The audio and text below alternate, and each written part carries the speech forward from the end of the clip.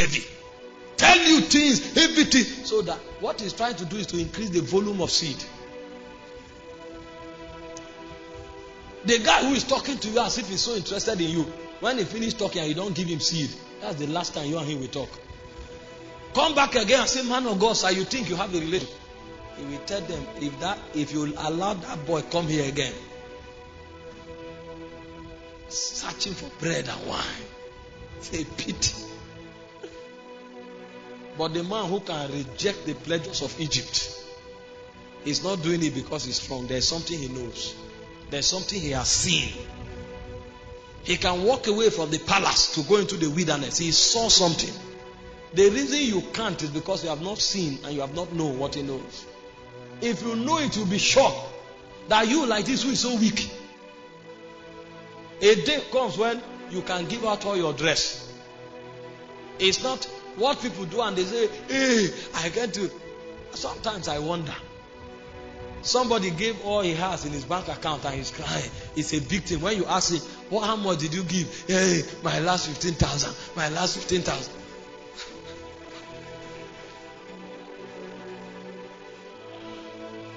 Some people, that is their lifestyle.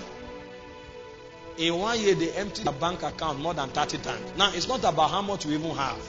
It's about where you have entered in Jesus. Nothing moves you anymore. Somebody is giving his watch and he's giving that watch. Every problem he has in his life, he ties it to that watch. They come to the altar, they put their envelope. They carry their father, their mother, their brother, their sister.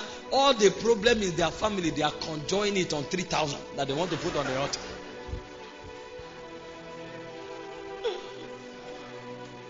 The guy came from the church, he's sober. You ask him what happened. He sold his phone as a seed. Oh, his phone. He lost his God. And thank God he lost it, because now he will find the true God. Because his phone has become his God. He gave his phone. He will preach for 10 years. He will be telling you the day he gave his handset. The day he gave his handset for 10 years. He has left Egypt. Egypt is still in his heart. The day he gave his handset. Meanwhile, there are people that they gave until they came to their house. They pack all their chairs and gave. They don't feel it. It's when they give that they are happy. Before they give, they can't rest until they give. So they gave, they went back. They still felt unrest. They came and carried more and gave. Meanwhile, it's after you give that you start crying. Meanwhile, somebody else cannot rest until he gives. You are in different places in Zion. Somebody gives a seed and is crying for 4 days. He's troubled. He can't sleep for 4 days because he gave a seed. Meanwhile, another person can't sleep for 1 week until he gives the seed. You are in different location.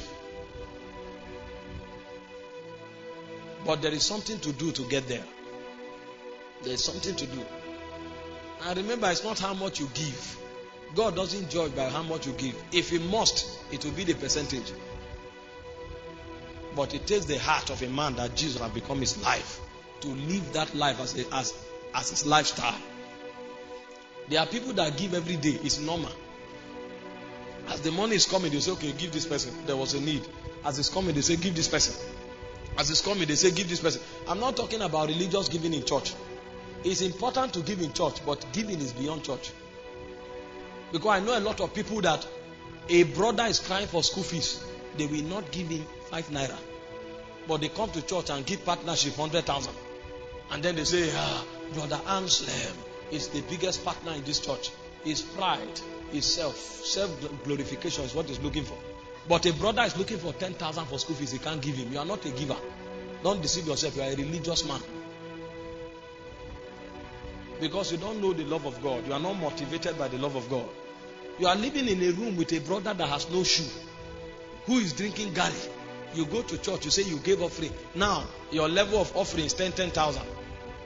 Meanwhile, somebody is in your room, you can't give him 500. You are not a giver, you are a religious man.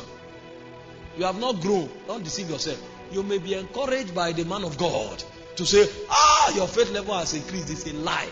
You don't know Jesus. Your roommate is literally begging to eat. You don't have the heart to give him. And you carry 2,000. You say your offering now is 2,000. You are a religious man. I'm not saying it's not important to give to God. We should give to God and continuously as a lifestyle. But if we can't give to our brother, the person we are giving to, I doubt if it's God.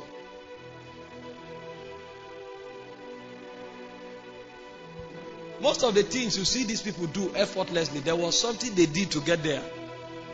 The day you want to give 5,000, you want everybody to know. They are building. Money is not complete. You want to add it up. But you want the whole church to know that you are the hero. Jesus said you have your reward. You will be mighty on earth. In heaven, you will be a baby. Because all your reward are on earth. What you don't know is that you have trapped all your reward in time. You didn't allow anything go to eternity. The people who gave 100 naira, who they were not known, you'll be shocked that they will have more reward. Because even if their reward is 1%, he went to heaven. You, that your reward should have been 90%, you squandered it in time by receiving the praises of men.